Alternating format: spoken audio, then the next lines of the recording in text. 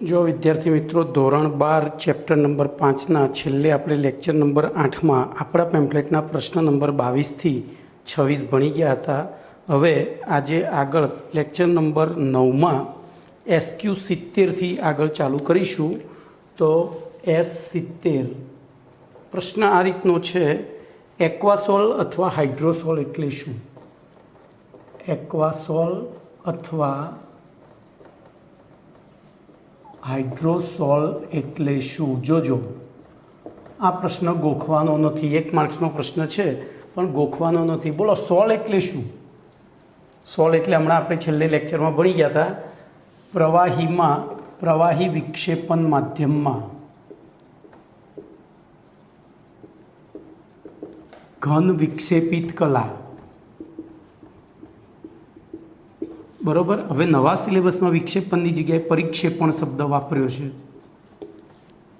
અહીંયા પરિક્ષેપણ, પરિક્ષેપિત કલા, પરિક્ષેપણ નહીં।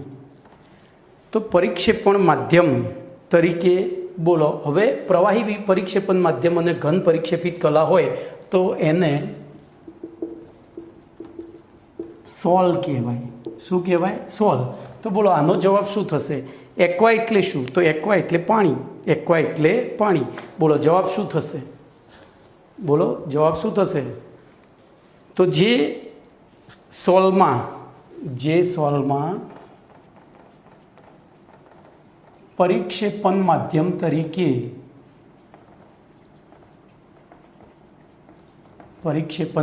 તરીકે પાણી હોય તેવા સોલને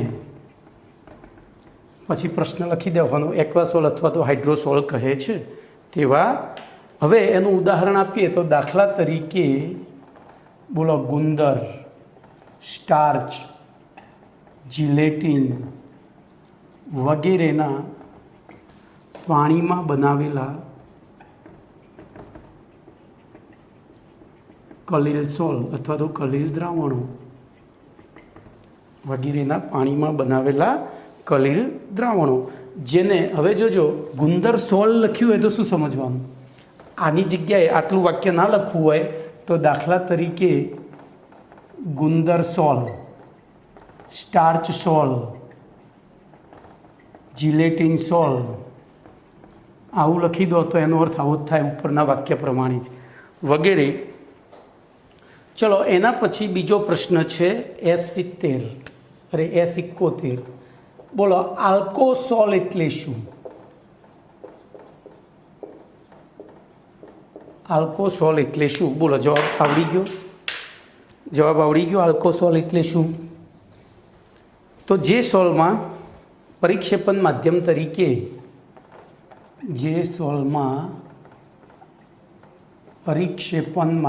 તરીકે બોલો આલ્કોહોલ હોય તેવા સોલને શું કહેવાશે? તો આલ્કોસોલ। ઉદાહરણમાં સેલ્યુલોઝ એસિટેટનું ઇથાલ, તો બોલો, સેલ્યુલોઝ એસિટેટનું ઇથેનોલમાં બનાવેલું કલીલ દ્રાવણ, સેલ્યુલોઝ એસિટેટનું ઇથેનોલ એટલે આલ્કોહોલ થયું માં બનાવેલું કલીલ દ્રાવણ। બોલો, કમ્પ્લીટ। પછી એના પછી 72મો પ્રશ્ન છે S72, એરોસોલ એટલે શું? બરાબર, એરોસોલ એટલે શું? ઉદાહરણ આપવાના આપણા બધામાં ઉદાહરણ આપી જ દેવાના છે। ઉદાપો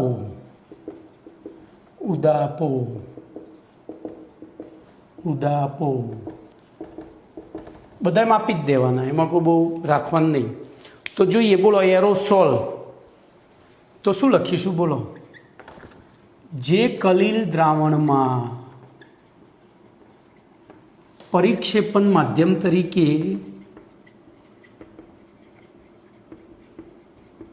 વાયુ અને અહીંયા બધું લખવું પડશે, પરિક્ષેપિત કલા તરીકે ઘન અથવા પ્રવાહી પદાર્થ હોય તેવા કલીલ દ્રાવણને શું કહેવાશે? બરોબર. કેમ ભાઈ? અહીંયા ઘન અથવા પ્રવાહી તો વાયુ મિશ્રણ, સમાંગ મિશ્રણ છે, એ ક્યારેય કલીલ દ્રાવણ બનાવે નહીં. વાયુ મિશ્રણ એ સમાંગ મિશ્રણ છે, એ કલીલ દ્રાવણ બનાવે નહીં. એટલે બરોબર. ચલો, એના પછી એના ઉદાહરણ બાકી રહી ગયા. બોલો. તો દાખલા તરીકે હમણાં જ આપણે ભણી ગયા હતા ધુમાડો, ધુમ્મસ, ધૂમ્ર, પછી બોલો કીટનાશી છંટકાવ,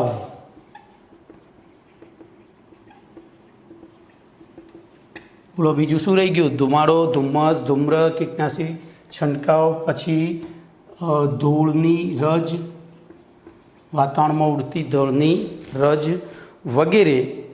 બરાબર. એ શેના ઉદાહરણ છે? તો એરોસોલના ઉદાહરણ છે. એના પછી પરિક્ષેપિત કલા પ્રવાહી અને પરિક્ષેપણ માધ્યમ ઘન હોય. જોજો S73, મારે પ્રશ્ન લાંબો છે એટલે જોઈને લખવો પડશે. પરિક્ષેપિત કલા પ્રવાહી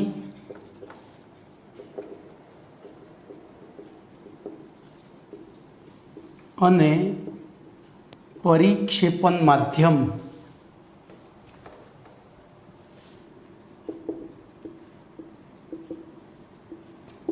ઘન હોય, પરિક્ષેપણ માધ્યમ ઘન હોય તેવા કલીલના પ્રકાર અને ઉદાહરણ જણાવો. બરોબર. પરિક્ષેપિત કલા પ્રવાહી અને પરિક્ષેપણ માધ્યમ ઘન હોય તેવા કલીલના પ્રકાર અને ઉદાહરણ જણાવો. તો ધ્યાન રાખજો, સૌથી પહેલાં પ્રવાહી અને પરિક્ષેપણ માધ્યમ ઘન હોય તો એને શું કહેવાય? કલા પ્રવાહી અને પરિક્ષેપણ માધ્યમ ઘન હોય તો પ્રવાહી ઘનમાં પૂરાઈ ગયું, જેલ થઈ ગઈ. શું કહેવાય? બોલો. એવા એનો કયો પ્રકાર કહેવાય? તો કલીલનો પ્રકાર ત્યાં થશે જેલ.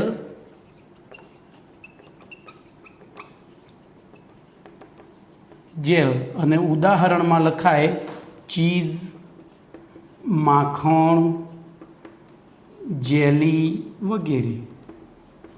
ચીઝ, માખણ, જેલી વગેરે. ચલો 74મો પ્રશ્ન લઈએ. S74માં જોઈએ તો 74મો પ્રશ્ન છે ધુમ્મસ કયા પ્રકારનું કલીલ છે અને તેમાં પરિક્ષેપણ કલા અને પરિક્ષેપિત માધ્યમની ભૌતિક અવસ્થા જણાવો. તો ધુમ્મસ કયા પ્રકારનું કલીલ છે, તેમાં પરિક્ષેપણ માધ્યમ અને પરિક્ષેપિત કલાની ભૌતિક અવસ્થા જણાવો. બોલો, આવો પ્રશ્ન છે. તો બોલો, ધુમ્મસ કયા પ્રકારનું કલીલ છે? તો ધુમ્મસ આપણી બોર્ડ ઉપર લખેલું જ છે. ધુમ્મસ આર્યું ક્યાં ગયું? આર્યું એરોસોલ પ્રકારનું કલીલ છે. એરોસોલ પ્રકારનું કલીલ છે. ચલો પછી તો એમાં ધ્યાન રાખજો, ધુમ્મસ એટલે શેમાંથી બને? યાદ છે? 11મું ધોરણ છેલ્લો પાઠ, એમાં આવે છે આ બધું. બરાબર. તો તેમાં પરિક્ષેપણ માધ્યમ તરીકે પરિક્ષેપણ કલા તરીકે પ્રવાહી અને એરોસોલ છે. એટલે તો બોલો, અહીંયા હું લખી દઉં પરિક્ષેપણ માધ્યમ. તો એ માધ્યમ શું થઈ જાય? તો પ્રવાહી, સોરી એરોસોલ છે ને, એટલે માધ્યમ આપણે ભૂલ ના થવી જોઈએ. વાયુ થાય અને પરિક્ષેપિત કલા તો પરિક્ષેપિત કલા બોલો પ્રવાહી થશે. તો આટલા તમારા 74 સુધીના પ્રશ્નો ચાલ્યા. હવે આગળ જોઈએ 27મો પ્રશ્ન. પ્રશ્ન નંબર 27. જોજો ભાઈ, આ એક સેમ્પલ હતું. તમે જે કોષ્ટક ભણ્યા ને એમાંથી આવો ગમે તે પ્રશ્ન પૂછાઈ શકે. તો આપણને એ કોષ્ટક આગળનું આવડવું જોઈએ. શેનું હતું એ કોષ્ટક? તો વિક્ષેપિત કલા એટલે કે પરિક્ષેપિત કલા અને પરિક્ષેપણ માધ્યમની ભૌતિક અવસ્થાના આધારે વર્ગીકરણ હતું. કેટલા પ્રકાર પડતા હતા? 8. અને બધા જ ઉદાહરણો અને પ્રકાર યાદ રાખશો તો આવું કોઈ પણ એસક્યુ એમસીક્યુ પૂછાશે તો તમને તકલીફ પડશે નહીં. એટલે મહેરબાની કરી બેઝિક ક્લિયર કરો. એસક્યુ એમસીક્યુ ઇઝી જ છે. ચલો, એના પછી પ્રશ્ન નંબર 27 છે, પરિક્ષેપણ માધ્યમ અને પરિક્ષેપિત કલા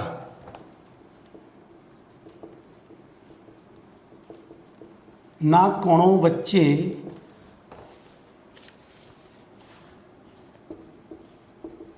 થતી પારસ્પરિક ક્રિયાના સ્વભાવના આધારે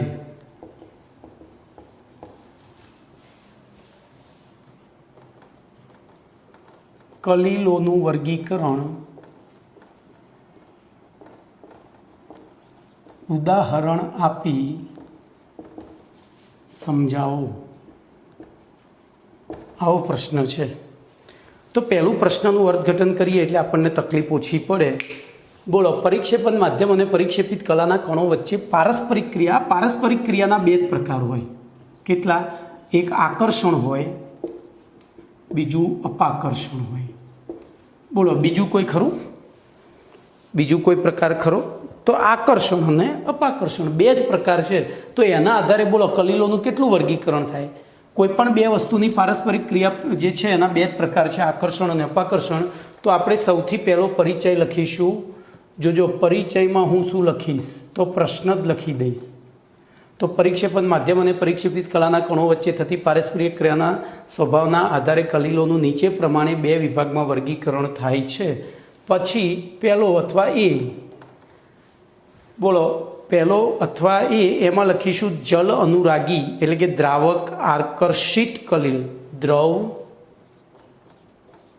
અનુરાગી જેને કહેવાય દ્રાવક આકર્ષિત કલીલ, જેને ઇંગ્લિશમાં કહેવાય લાયોફિલિક.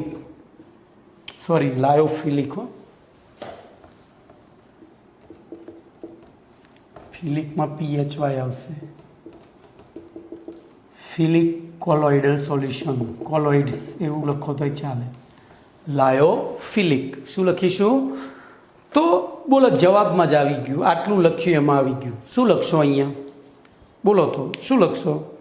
તો જે પદાર્થોને યોગ્ય પ્રવાહી પરિક્ષેપણ માધ્યમમાં મિશ્ર કરતાં ખૂબ જ સરળતાથી સહેલાઈથી કલીલમય દ્રાવણ બનાવતા હોય. હવે સહેલાઈથી ક્યારે બનાવે? તો આ 2માંથી કઈ પારસ્પરિક ક્રિયા થતી હોય? આકર્ષણ અને અપાકર્ષણ. તો અહીંયા આપણે ટાઇટલ આપી આ રીતે અંડરલાઇન કરી અને પછી લખીશું જે પરિક્ષેપિત કલાના કણોને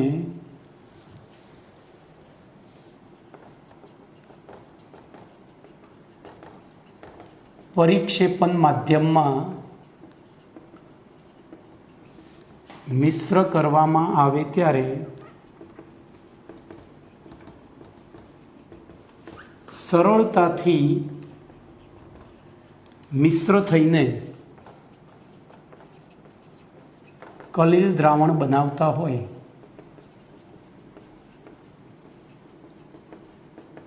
તો તેવા કલીલ દ્રાવણને શું કહેવાય? અહીંયા જેની જગ્યાએ જો આવશે તેવા કલીલ દ્રાવણને શું કહેવાશે? દ્રવ અનુરાગી અથવા તો દ્રાવક આકર્ષિત અથવા તો લાયોફિલિક કલીલ. ચલો, હવે એની લાક્ષણિકતાઓની વાત કરીએ.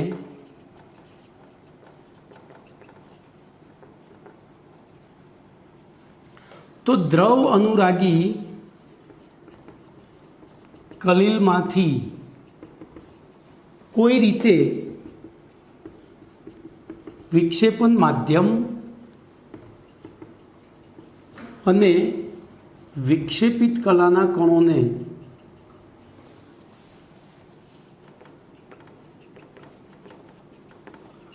અલગ કરવામાં આવે અને ત્યારબાદ ફરીથી મિશ્ર કરવામાં આવે તો તે ફરીથી કલીલ દ્રાવણ બનાવે છે. એટલે કે દ્રવ અનુરાગી સોલ એટલે કે તે આથી તેમને પરિવર્તનીય સોલ પણ કહે છે. આથી તે પરિવર્તનશીલ, આપણે એવું લખીએ, કલીલ સોલ છે. આ પહેલી લાક્ષણિકતા એની. બીજી લાક્ષણિકતા શું છે? તો દ્રવ અનુરાગી કલીલ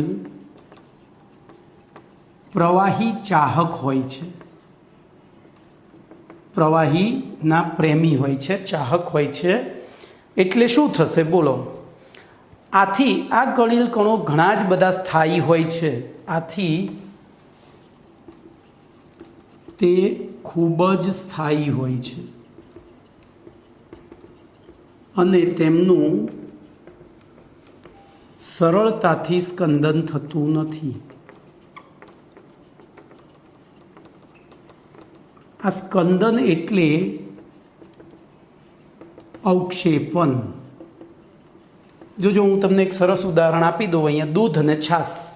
તો દૂધ અને છાશ બંને કલીલ દ્રાવણ છે. દૂધ ફ્રીજમાં તમે વર્ષ સુધી મૂકી રાખો ને તો એના 2 લેયર ના થાય. જોજો, એ પાણી અને બધું આમ જુદું ના પડે. પણ છાશ તો આપણને ખબર છે, છાશ પીધા પહેલાં એને હલાવી તો પડે, નહીંતર 2 માળની હોય.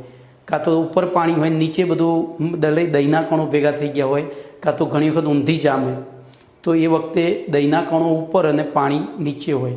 એટલે કે સ્કંદન એટલે અવક્ષેપન, એટલે કે સરળતાથી સ્કંદન થતું નથી. ચલો, હવે એની એક મોસ્ટ આઈએમપી લાક્ષણિકતા, જો દ્રવ અનુરાગી કલીલમાં વિક્ષેપન, મને વિક્ષેપન શબ્દ જ યાદ આવી જશે ભાઈ, જૂના સિલેબસમાં વિક્ષેપન હતો, નવામાં પરિક્ષેપણ કર્યો છે. પરિક્ષેપન માધ્યમ તરીકે પાણી હોય તો તેવા દ્રવ અનુરાગી કલીલ સોલને શું કહે છે? જલ અનુરાગી સોલ કહે છે. શું કહે છે? જલ અનુરાગી સોલ કહે છે. ચલો, એના પછી દાખલા તરીકે લખી દઈએ. તો દાખલા તરીકે બોલો, ગુંદર, સ્ટાર્ચ, જિલેટીન, રબર વગેરેના કલીલ દ્રાવણો. હું તમને આ મુદ્દો અહીંયા ફરીથી સમજાવી દઉં. ગુંદરને આપણે નાના હતા એટલે પેલા ક્રાફ્ટની અંદર ગુંદર વાપરવો પડતો. ગુંદર હવે લાયા હોય બધો તો વપરાઈ ના જાય, અને એની જરૂર પછી દર ફેબ્રુઆરી માર્ચ મહિનામાં વાર્ષિક પરીક્ષામાં જ પડે. તો એ મૂકી રાખેલી બોટલ સુકાઈ ગઈ હોય, બોલો એમાં થોડું પાણી નાખીને મૂકી રાખીએ એક દિવસ, એટલે ફરીથી પાછો ગુંદર બની જાય. તો ધ્યાનથી, દ્રવ અનુરાગી કલીલમાંથી કોઈ રીતે વિક્ષેપન માધ્યમ અને વિક્ષેપિત કલાને અલગ કરવામાં આવે તો તમે 1 વર્ષ ગુંદરની બોટલ મૂકી રાખી એટલે ગુંદરના કણો અને પાણીના કણો, વિક્ષેપન માધ્યમ એટલે ત્યાં પાણી છે, વિક્ષેપિત કલા એટલે ગુંદરના કણો, એ 2 અલગ થઈ ગયા છે. ફરીથી જો આપણે એને વર્ષ પછી મિશ્ર કરીએ તો એ સરળતાથી ફરીથી મિશ્ર થઈ કલીલ દ્રાવણ બનાવે છે. આથી તે પરિવર્તનીય કલીલ સોલ છે. સેમ વસ્તુ જોજો, ગુંદરને આપણે એરટાઈટ બજારમાંથી તમે બોટલ લાવો છો, એ જરૂરી નથી કે ગઈકાલે જ બનીને આવી હોય, 2 વર્ષ પહેલાંની હોય, તો પછી એ કેમ આજના જુદું સુકાઈ નથી જતો? તો એનું કારણ છે પ્રવાહી ચાહક છે અને બોટલ એરટાઈટ છે. એનું ઉપરનું સીલ તોડેલું નથી, એરટાઈટ છે. એટલે શું થશે? તે ખૂબ જ સ્થાયી હોય અને તેનું સરળતાથી સ્કંદન થતું નથી. એટલે કે પાત્રના તળિયે પ્રવાહી સ્નેહી છે, પ્રવાહી ચાહક છે, એટલે સરળતાથી એ સ્કંદન પામતો નથી. ચલો, એના પછી તો આ તમારી થઈ દ્રવ અનુરાગી કલીલની વાર્તા. આટલું લખવાનું છે. એના પછી જોઈએ દ્રવ, બોલો, જલ અનુરાગી અને જલ વિરાગી. એટલે કે દ્રવ વિરાગી. વિરાગ એટલે વૈરાગ, વૈરાગ એટલે નફરત, પ્રેમનો વિરોધી છે. ચલો તો બીજું લખીશું દ્રવ વિરાગી એટલે કે દ્રાવક અપાકર્ષી કલીલ, જેને લાયોફોબિક, જો આ ફોબિક શબ્દ તો તમે 8, 9, 10માં ભણી ગયા છો. હડકવાને ઇંગ્લિશમાં શું કહેવાય? 8, 9, 10માં ઇંગ્લિશમાં વાર્તા આવતી હતી હડકવા, કૂતરું કરડે ને ત્યારે, તો એનું ઇંગ્લિશ નામ હતું હાઇડ્રોફોબિયા. આ ફોબિયા એટલે ડર અથવા અપાકર્ષણ. જે વસ્તુથી આપણે ડરતા હોય એનાથી દૂર જઈએ. હાઇડ્રો એટલે પાણી. તો જો જેને હડકવા ઉપડ્યો હોય ને એ વ્યક્તિ કે કૂતરું પાણીથી દૂર ભાગે. એટલે એની એક ચોક્કસ લાક્ષણિકતાના આધારે હડકવાને ઇંગ્લિશમાં હાઇડ્રોફોબિયા નામ આપ્યું છે. હવે આ સમજાવવાનું કારણ એક જ છે કે ઉપરના શબ્દો ઉપરથી તમે આખી નોટ્સ, આખી થિયરી લખી શકો. તો જોઈએ, બોલો શું લખીશું આની વ્યાખ્યામાં? તો કેટલાક પદાર્થો જ્યારે પરિક્ષેપણ માધ્યમમાં મિશ્ર કરવામાં આવે ત્યારે, તો કેટલાક પદાર્થોને પરિક્ષેપણ માધ્યમમાં મિશ્ર કરવામાં આવે ત્યારે તે સીધા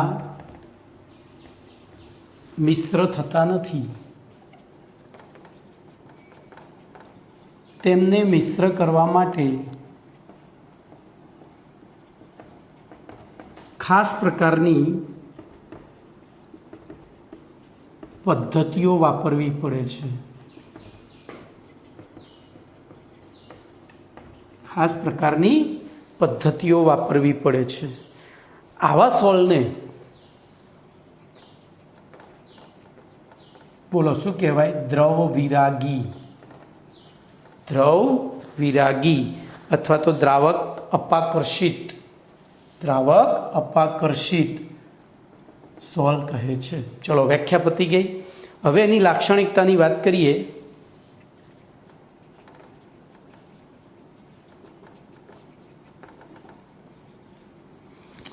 તો દ્રવ વિરાગી સોલમાં ને લાંબો સમય મૂકી રાખવામાં આવે અથવા તેમાં થોડી માત્રામાં વિદ્યુત વિભાજ્ય પદાર્થ ઉમેરવામાં આવે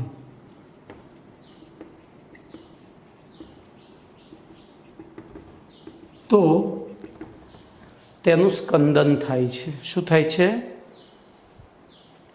તો અથવા જોજો, ઉમેરવામાં આવે અથવા ગરમ કરવામાં આવે અથવા હજુ તો ઘણી રીતો છે. ખૂબ જ ઝડપથી હલાવવામાં આવે ત્યારે શું થાય? તો તેમાંથી વિક્ષેપણ માધ્યમ અને વિક્ષેપિત કલા છૂટી પડી જાય છે. એટલે કે ત્યારે તે ઝડપથી સ્કંદન પામે છે. બરોબર. આથી જોજો,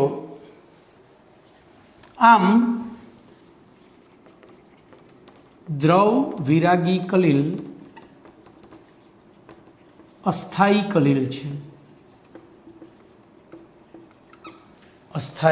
કલીલ છે.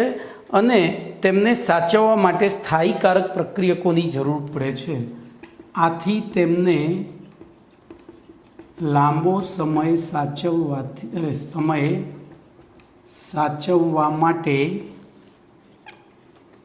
સ્થાયીકારક, ઇંગ્લિશમાં સ્ટેબિલાઇઝર્સ, પ્રક્રિયકોની જરૂર પડે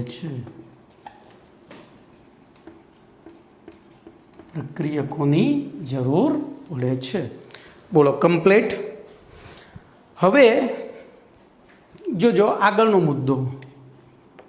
દ્રવ વિરાગી સોલમાંથી એકવાર વિક્ષેપિત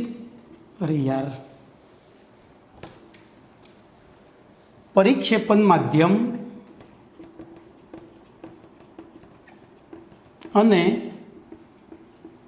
પરિક્ષેપિત કલાના કણો છૂટા પડ્યા બાદ તેમને મિશ્ર કરવામાં આવે તો પણ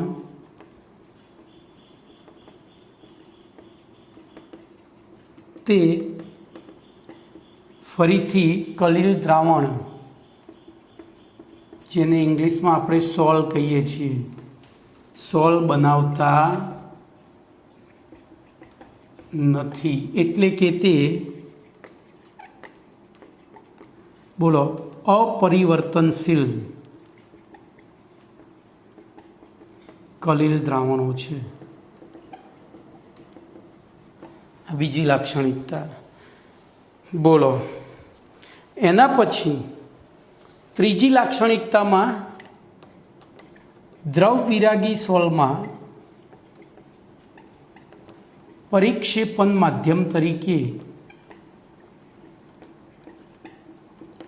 પાણી હોય તો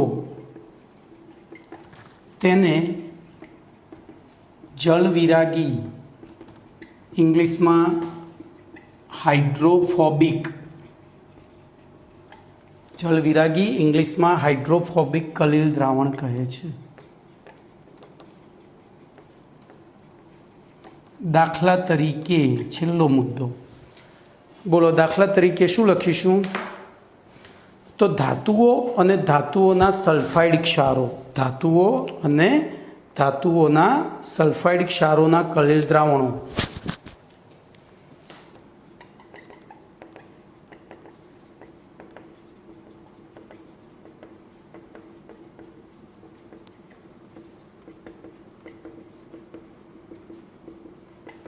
બોલો કેવા છે?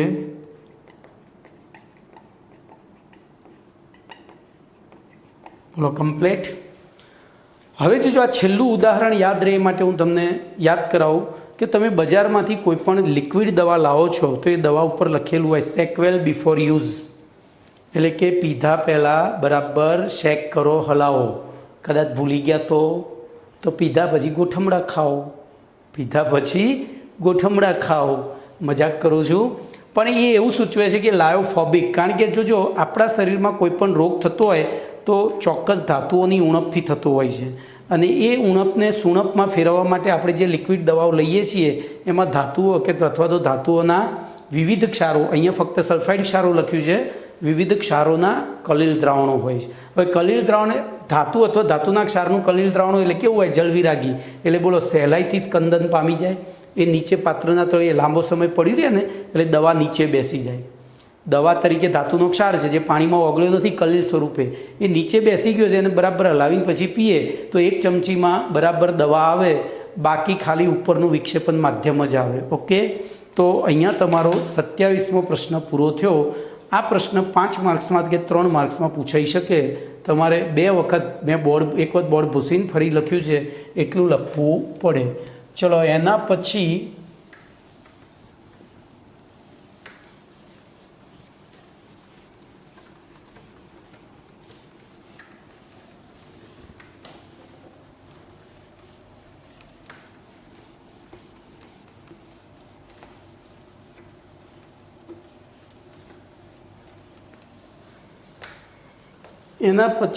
એક એસક્યુ છે, પરિવર્તનીય સોલના ઉદાહરણ આપો. બોલો ગુંદર, જિલેટિન, રબર, સ્ટાર્ચ વગેરેના કલીલ દ્રાવણો.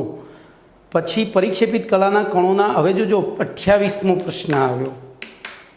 28મો પ્રશ્ન છે પરિક્ષેપિત કલાના કણોના પ્રકારના આધારે કલીલોનું વર્ગીકરણ. ઉદાહરણ આપી સમજાવો, જણાવો અથવા સમજાવો, બેનો જવાબ એક જ થશે. બરાબર, તમારે જણાવી શકાય જ નહીં, આને સમજાવવું જ પડે. તો હવે એમાં જઈએ તો બોલો પરિચયમાં અહીંયા શું લખીશું? તો પહેલો પરિચય લખીશું તો પ્રશ્ન જ લખી દેવાનો, ખાલી એક શબ્દ યાદ રાખવાનો, એનું વર્ગીકરણ નીચે પ્રમાણે. તો હું અહીંથી આટલું લખું છું, વર્ગીકરણ નીચે પ્રમાણે 3 વિભાગમાં કરવામાં આવે છે, બાકી બધું એનું એ જ. બરોબર, તો સૌથી પહેલો વિભાગ લઈ લઈએ આપણે.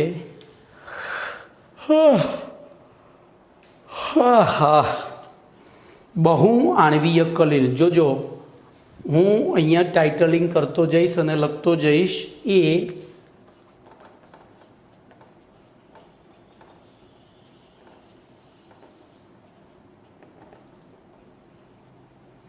બોલો પ્રશ્નમાં ટાઇટલમાં જવાબ છે. તો મૂળભૂત રીતે જોજો હું અહીં એકદમ સરળ ભાષામાં લખીશ. મૂળભૂત રીતે વિક્ષેપન માધ્યમ વિક્ષેપિત કલા, મારે જૂનો જ શબ્દ યાદ આવી જાય છે. પરિક્ષેપિત કલાના કણો નું કદ 1 નેનોમીટરથી નાનું હોય.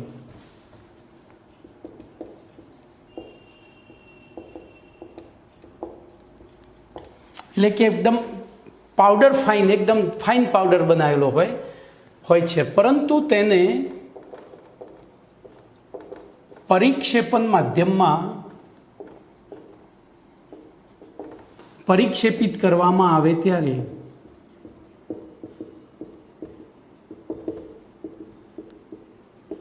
તે એકબીજા સાથે જોડાઈ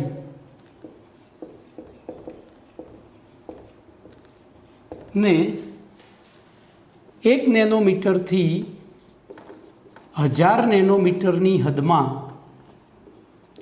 કદ ધારણ કરે છે.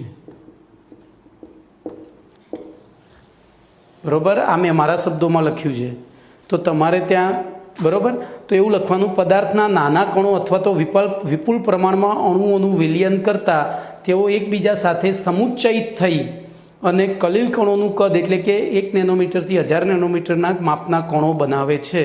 આ રીતે રચાતી સ્પીસીઝને, આ રીતે બનતી સ્પીસીઝ એટલે કણોને બોલો શું કહે છે? બહુ આણ્વીય કલીલ. શબ્દમાં જ બહુ અણુઓ ભેગા મળી, બોલો કદ નાનું હતું, ઘણા બધા ભેગા મળી અને મોટું કદ ધારણ કર્યું. કયું? કલીલ કણોનું કદ 1 નેનોમીટરથી 1000 નેનોમીટરની હદમાં. તો આ રીતે બનતી સ્પીસીઝને શું કહેવાય છે? બરોબર, દાખલા તરીકે ધાતુઓના કલીલ કણો, કલીલ દ્રાવણોમાં, ધાતુઓના કલીલ દ્રાવણમાં ધાતુઓના કલીલ કણો બહુ આણ્વીય કલીલ છે. બરોબર, દ્રાવણોમાં ધાતુના કણો બહુ આણ્વીય કલીલ કણો સ્વરૂપે અસ્તિત્વ ધરાવતા હોય છે.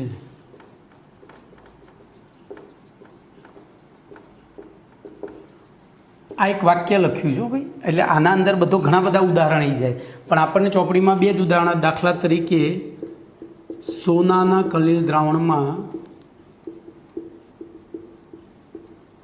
સોનાના કણો,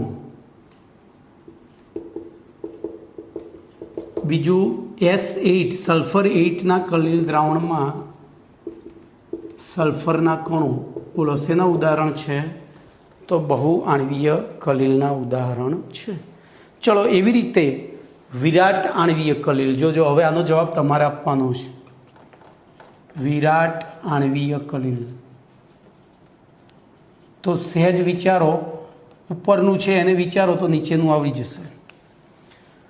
તો મૂળભૂત રીતે પરિક્ષેપિત કલાના કણોનું કદ 1000 નેનોમીટરથી વધારે હોય, એટલે કે ખૂબ જ મોટો અણુ હોય, ખૂબ જ મોટો અણુ હોય. પરંતુ જ્યારે તેને પરિક્ષેપણ માધ્યમમાં પરિક્ષેપિત કરવામાં આવે ત્યારે એ કણો તૂટીને, જોજો આમાં જોડાઈને હતા, એની અંદર વિખંડિત થઈને કયા કદમાં ફેરવાય છે? તો હું લખું છું મૂળભૂત રીતે પરિક્ષેપિત કલાના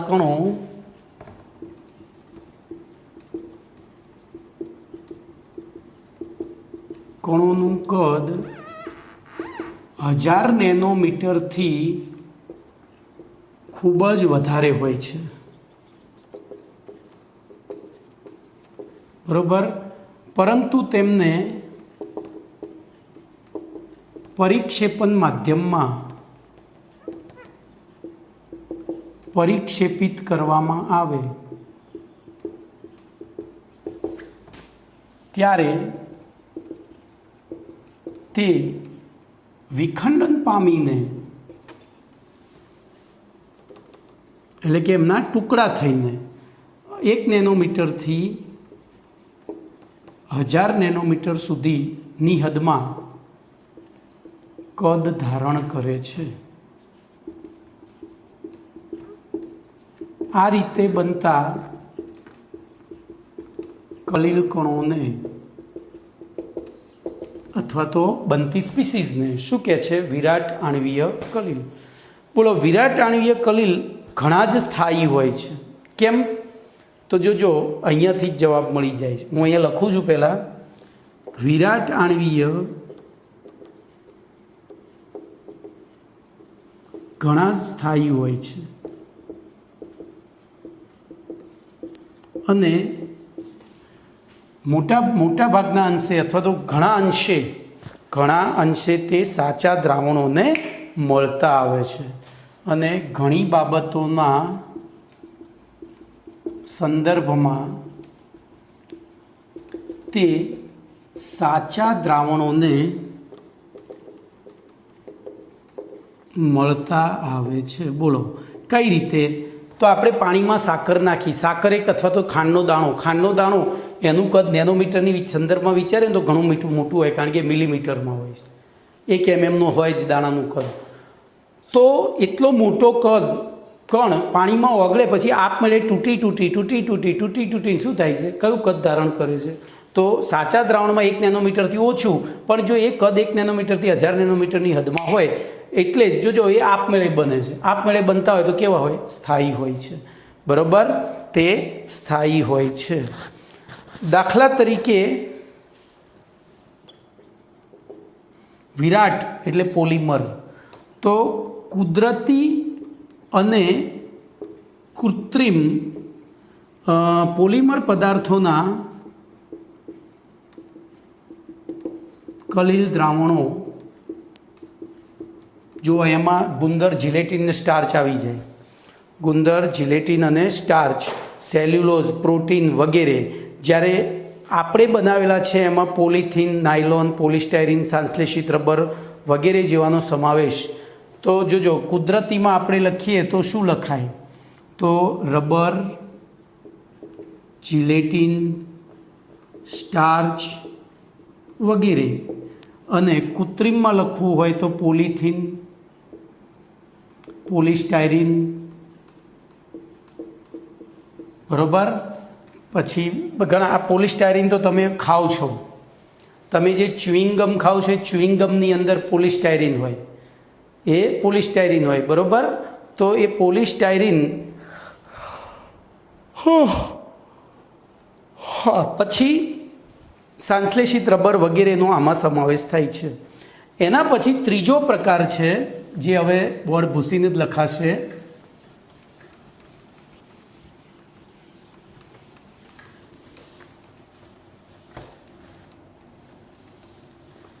તો સમુચ્ચયિત કલિલ. એના જોજો ઘણા બધા નામ છે, સમુચ્ચયિત અથવા સંગુણિત અથવા તો મિશેલ. તો સમુચ્ચયિત અથવા સંગુણિત અથવા મિશેલ પાછળ કલિલ. તો જોજો કેટલાક પદાર્થો આગળ આવી ગયું છે. બોલો, આપણે શેમાં ભણ્યા હતા કે કલિલ એ પદાર્થ નહીં પરંતુ પદાર્થની અવસ્થા છે. એમાં આપણે ઘણું ભણ્યા હતા કે સાબુ તેની નીચી સાંદ્રતાએ સાચા દ્રાવણ બનાવે છે, એટલે કે વિદ્યુત વિભાજ્યની જેમ વર્તે છે, જ્યારે ઊંચી સાંદ્રતાએ તો અહીંયા આપણે એ જ વસ્તુ ફરીથી રિપીટ કરવાની છે. કેટલાક પદાર્થો તેમની નીચી સાંદ્રતાએ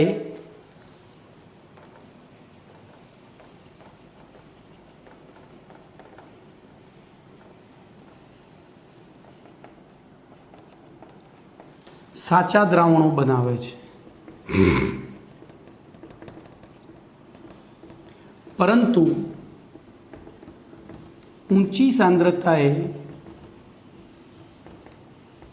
તેમાંના દ્રાવ્ય કણોના સમૂહ બનીને એટલે કે સમુચ્ચયન થઈને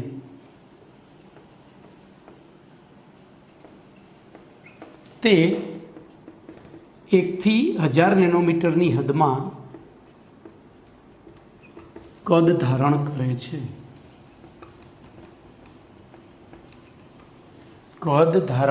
છે. આવા કલીલ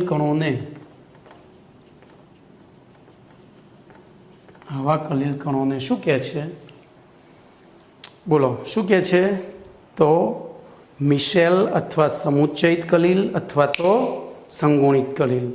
હવે જોજો, અહીંયા બીજી 2 વ્યાખ્યાઓ આપવાની છે. પહેલી વ્યાખ્યા છે ક્રાફ્ટ તાપમાન, જેને ટેમ્પરેચર ક્રાફ્ટ તરીકે ટીકે તરીકે ઓળખવામાં આવે છે. તો સમુચ્ચયિત આપણે સીધું જ લખીએ, જે તાપમાનથી ઊંચા તાપમાને સમુચ્ચયિત કલીલની રચના થાય છે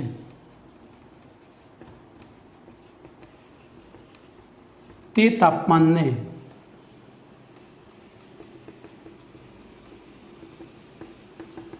બોલો ક્રાફ્ટ તાપમાન ટીકે કહે છે. શું કહે છે? ક્રાફ્ટ તાપમાન ટીકે કહે છે. એવી રીતે ક્રાંતિક મિશેલ સાંદ્રતા, બીજી વ્યાખ્યા આપવાની છે. ક્રાંતિક મિશેલ સાંદ્રતા, જેને ટૂંકમાં CMC, આપણા વિસ્તારમાં ઓઢવ રોડ ઉપર CMC ગળીનું કારખાનું આવેલું છે. આ જ બાબત સૂચવે છે. ગળી એ આ પ્રકારનું સમુચ્ચયિત કલીલ બનાવે, સાબુ, ગળી એ બધા. તો બોલો હવે શું લખીશું? તો જે સાંદ્રતાથી ઊંચી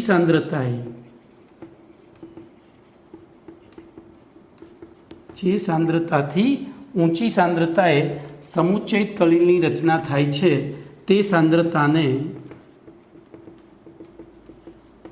CMC કહે છે, ક્રિટિકલ મિશેલ કોન્સન્ટ્રેશન કહે છે. બરોબર. એના પછી ઉદાહરણમાં જોઈએ તો સમુચ્ચયિત કલીલોમાં જો લાક્ષણિકતામાં લખીએ તો વ્યાખ્યામાં આવી ગયું છે. બોલો, ચોક્કસ સાંદ્રતાથી ઊંચી સાંદ્રતાએ જ મિશેલ રચાય. હવે મિશેલ રચાઈ ગયા પછી આપણે એનું પાણી વડે મંદન કરીએ તો સમુચ્ચયિત કલીલનું દ્રાવક ઉમેરી મંદન કરવામાં આવે તો તે વિઘટિત થઈ મૂળભૂત વ્યક્તિગત આયનોમાં ફેરવાઈ જાય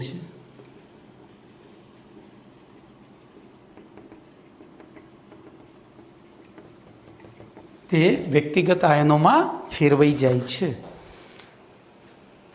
દાખલા તરીકે, અને ધ્યાન રાખજો, દાખલા તરીકે સાબુ, ડિટર્જન્ટ, ગળી વગેરે જેવા પૃષ્ઠ સક્રિય પદાર્થોની ઊંચી સાંદ્રતા ધરાવતા કલીલ દ્રાવણો. હવે આ કલીલ કણોની એક ખાસિયત છે પાછી બીજી. આવા કલીલ કણો જલ અનુરાગી અને જલ વિરાગી એમ 2 ભાગ ધરાવતા હોય છે.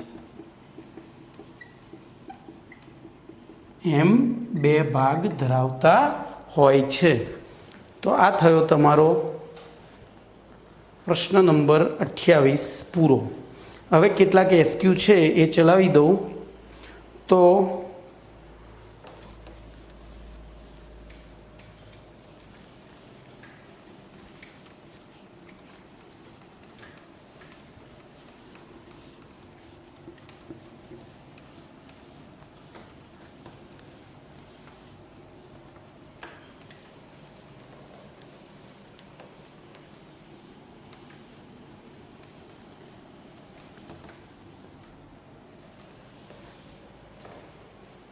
तो જોઈએ સૌથી પહેલો એસક્યુ છે મિસેલ કોને કહેવાય? બોલો S76 મિસેલ કોને કહેવાય છે? બોલો શું જવાબ આપશો? તો કેટલાક પદાર્થો તેમની નીચી સાંદ્રતાએ સામાન્ય પ્રબળ વિદ્યુત વિભાજ્ય તરીકે વર્તે છે, પરંતુ ઊંચી સાંદ્રતાએ સમુચ્ચય અથવા તો સમૂહની રચના કરી કલીલમય વર્તણૂક દર્શાવે છે। કલીલમય આ રીતે રચાયેલા કલીલોને સમુચ્ચયિત કલીલ અથવા મિસેલ કહે છે। લખવું નથી ફરીથી, કારણ કે આગળ હાલ આવી ગયું, ફરી એક વખત રિપીટ કરી દઉં। કેટલાક પદાર્થો નીચી સાંદ્રતાએ સામાન્ય વર્તણૂક એટલે કે સામાન્ય પ્રબળ વિદ્યુત વિભાજ્યની જેમ વર્તે છે, પરંતુ ઊંચી સાંદ્રતાએ તેમના સમુચ્ચય બનીને શું થાય છે? બોલો તો તે કલીલમય વર્તણૂક દર્શાવે છે। આ રીતે રચાયેલા કલીલોને શું કહે છે? સમુચ્ચયિત કલીલ। ચલો બીજો પ્રશ્ન છે, ક્રાફ્ટ તાપમાન એટલે શું? બોલો હાલ આવી ગયો S77 ક્રાફ્ટ તાપમાન ટીકે એટલે શું? તો જે તાપમાનથી ઊંચા તાપમાને પૃષ્ઠ સક્રિય પદાર્થના દ્રાવણમાં કલીલની રચના થતી હોય એવું લખાય। પૃષ્ઠ સક્રિય પદાર્થના દ્રાવણમાં જે તાપમાનથી ઊંચા તાપમાને કલીલની રચના મિસેલની રચના થતી હોય તેવા તે તાપમાનને શું કહે છે? ક્રાફ્ટ તાપમાન કહે છે। પછી ક્રાંતિક મિસેલ સાંદ્રતા, હવે પ્રશ્ન નથી લખતો, સીધો જ જવાબ બોલું છું। તો મિસેલની રચના અમુક ચોક્કસ સાંદ્રતાથી ઊંચી સાંદ્રતાએ થાય છે। જે સાંદ્રતાથી ઊંચી સાંદ્રતાએ મિસેલની રચના થાય તે સાંદ્રતાને ક્રાંતિક મિસેલ સાંદ્રતા CMC કહે છે। એના પછી છે પૃષ્ઠ સક્રિય પદાર્થોના ઉદાહરણ આપો, તો સાબુ, ડિટર્જન્ટ, ગળી વગેરે। પછી સોડિયમ સ્ટીયરેટનું અણુસૂત્ર, તો જોજો હવે આ વસ્તુ તમારે પાછળ ભણવાની જ છે, તો એ અત્યારે લખી નાખીએ। સોડિયમ સ્ટીયરેટ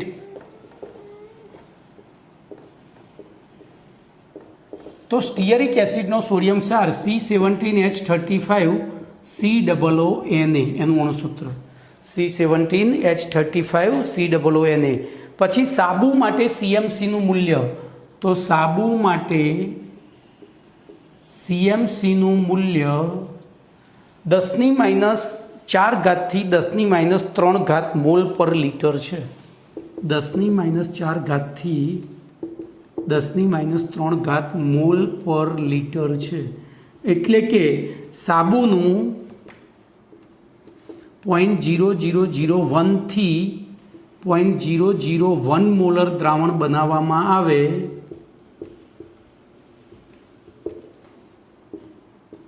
તો તેમાં મિસેલની રચના થાય છે।